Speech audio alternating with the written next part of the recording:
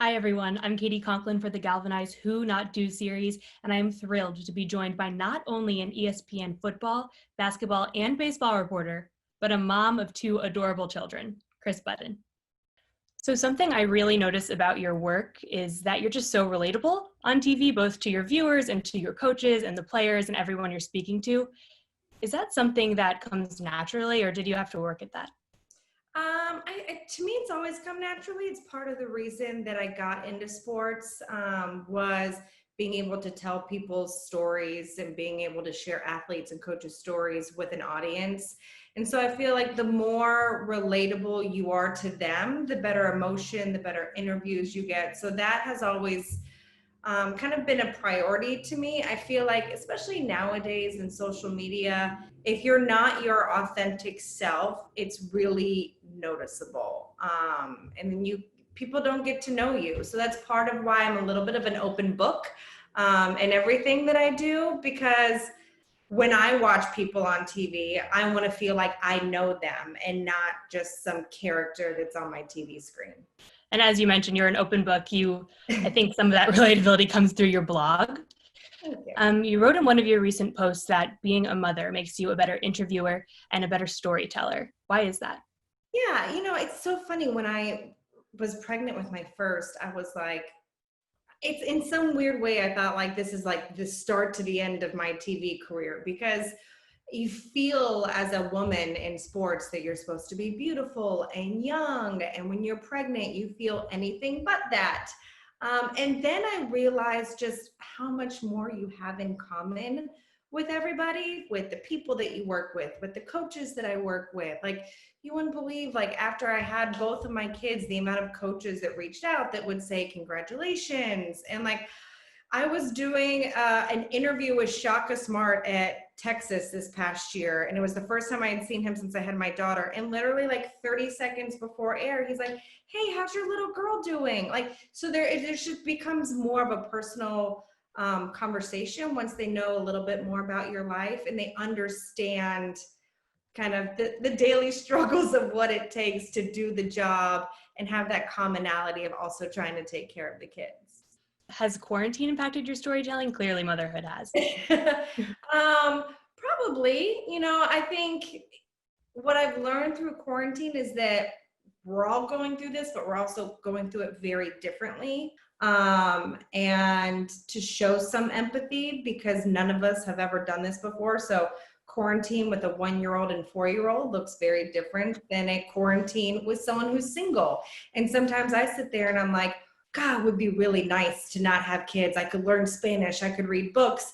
And I'm sure those people that don't have kids or don't have a significant other are sitting there being like, it'd be really nice to have someone and not be alone during quarantine. So I think it's kind of opened my eyes to, while we are all in this together, to be empathetic towards everyone. And then so much, I think about like the next time I'm on a sideline, like everyone will have been through so much since they were last on a field, and the growth and just the change that comes with that. Speaking of empathy and emotion, about a month or so ago, you posted on Instagram speaking out on social justice. And though I beg to differ, you mentioned that you didn't think you had anything significant to say. What made you think it was your time and your place to speak out? So one of the things was we had done this Facebook Live group show with Molly McGrath and Allison Williams, and it was this sideline reporter show, and we had people like Sage Steele and Elle Duncan and Maria Taylor all on to share their stories. And until now, it was like never conversations that I had with people that I work with. And I remember Maria saying like, she lost her confidence because she never knew, like, did I get hired because they needed a Black girl or because I really earned that, and what it was like for her growing up, in Atlanta around kind of an affluent all white person school. And Elle Duncan said the same thing. And I thought about it, and it was like, I've never taken the time to listen to their stories or what they go through or what they feel like when they walk in a room. I know what I feel like when I walk in a room full of all men and the insecurities that come with that. So I never really thought about what it was like to walk in their shoes. And so I also felt like, because I had never been through it, like, who am I to speak on it? And the more we talked about it, and the more like this movement has changed, you realize that I have a different perspective. You know, my kids are biracial, they're half Hispanic. So that is something that I can speak to. Can also speak to it as a white mother to kids, how I vow to do better by creating diversity, by buying more books and more dolls of diversity. And so I felt like there's a lot of people like me who feel like I haven't gone through that, so I can't say anything. But also I felt like not saying anything wasn't really right either. And then there's like this, you know, my friends were going through a hard time, and it's like, but do I text them and just let them know that I'm thinking of them, but I don't want them to think that I'm doing it, because like, so there became like this, I didn't know how to react. And then once you just start having the conversation, it really just kind of flows. And I just, when you have kids and you realize like they don't know things, like, example, the other day, I was like, my son has this new like little girl crush at his school. And so I'm like trying to ask her what she looks like. And his answer, I was like, does she have brown hair, black hair, blonde hair? And his answer was, she looks like the sun. So like, that is how kids, I know, The sweetest thing I've ever heard. relate things. And like kind of broke my heart in the moment. I was like, wait a second, boy. But like, you realize that they're taught to see things, you know? And so when you really like look at it through their eyes, you think, I can really create. So like, I can help create this little boy to see the things the way that I want him to see things. Laura always sends us off at our GALvanize boot camps with a hug and a push. If you could give the world a little push, a little piece of constructive criticism, what would it be? That's a good question. I think it goes back to empathy. This whole time has been really kind of disheartening. Like, I feel like at the start of quarantine, we were bringing meals to frontline workers, and we were ringing bells at 7:00, and there was like, we're in this togetherness. And then the more we've been in here, the more I feel like of a divide, and it's my opinion and my opinion, and that's okay. Like, we can all have different opinions, but you can have your own opinion and be empathetic to someone else's opinion. And I say this as a mom there's the question of, do you send your kids back to school?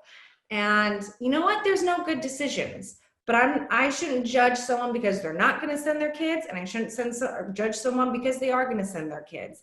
And just to like, let's all be open to the fact that we all can be a little different, and we can all have different opinions, and we can still love each other and be empathetic to the fact that we're all going through it.